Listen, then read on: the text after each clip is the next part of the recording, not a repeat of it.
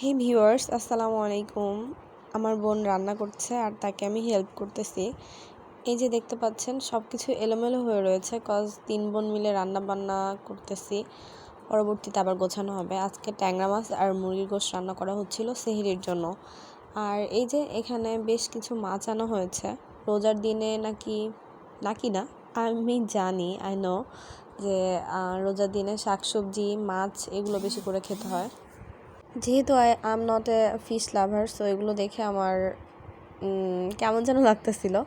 But আমার Bevin অনেক পছন্দ করে, ও দেখে সামনে এসে ভয় পাচ্ছিল, বাট রান্নার পরে সি জাস্ট লাভ ফিশ, মানে এনি কাইন্ড অফ ফিশ তাকে কাটা বেছে দিলে মাশাল্লাহ সে অনেক পছন্দ করে।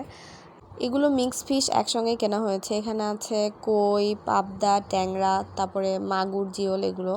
তো এই মাছগুলো আমার তেমন একটা পছন্দ না, আর স্পেশালি আমি সেহরিতে সবসময় দুধ কলা ভাত খেতে পছন্দ করি। এজন্য আমার ভাই বোনরা বলে যে কালসাপের ফেভারিট নাকি দুধ কলা ভাত, এটা ফান করে বলে আর কি। যাই হোক, এই যে সবগুলো ভাবি কেটে নিয়েছে, এখনই সুন্দর করে পরিষ্কার করে রাখবে। পাবদা মাছ ধোয়াটা ইজি, কই মাছ, পাবদা এগুলো ইজি, আর ট্যাংরা মাছও ধোয়া ইজি। সব থেকে হার্ডেস্ট পার্ট হচ্ছে যে এই শিং মাছগুলো ধোয়া। সো একটা ইজি ওয়ে আছে, ভিনেগার আর লবণ দিয়ে একটু করলেই 1 মিনিটের মধ্যে এটা পরিষ্কার হয়ে যায়। বাট ভাবি বলছিল যে তাতে নাকি টেস্ট নষ্ট হয়ে যাবে, এই জন্য ভাবি দিয়ে মাজনি দিয়ে খুব সুন্দর করে এটা ক্লিন করে রাখলো। আর দেখেন এত সুন্নি এত কিছু, মানে এত রকম স্প্যাচুলা এগুলো থাকার পরেও আমার বোন কার্ভিং নাইফ দিয়ে রান্না করতেছে। হাতে যদি সময় থাকে তাহলে মাছ এরকম মাজনি দিয়ে ধোয়াটাই বেটার অপশন। আর যদি একেবারে সময় না থাকে, ভিনেগার দিয়ে একটু ঝাঁকিয়ে, মানে পেঁপের খোসা ভিনেগার এগুলো দিয়ে যদি একটু ঝাঁকানো হয়, কিছুক্ষণের মধ্যে কিন্তু ক্লিন হয়ে যায়। সো ইজিয়েস্ট ওয়েটাও জানা রাখা উচিত, আর হাতে সময় থাকলে অবভিয়াসলি বেস্ট ওয়েটা চুজ করা উচিত। এই যে দেখেন এখানে সিম ভাজি, করলা ভাজি, আর সাথে ছিল রুই মাছ ভুনা।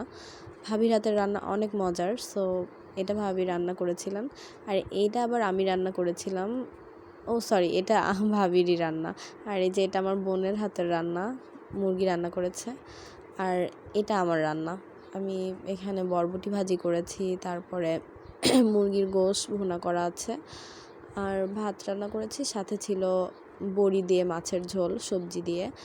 এই যে দেখেন আমার বেবিনকে টেস্ট করতে দিচ্ছি যে কেমন হয়েছে, খেয়ে বলো। এটা আমার হাতের রান্না।